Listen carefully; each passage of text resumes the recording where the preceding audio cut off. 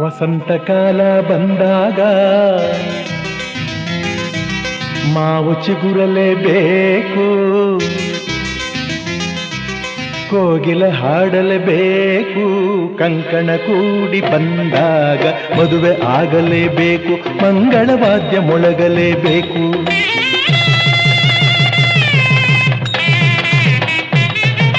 ಹೊಸಬಾಳ ಹೊಸಿಲಲ್ಲಿ ನಸುನಾಚಿ ನಿಂತಾಗ ನಿನ್ನಂದನ ನೋಡಬೇಕು.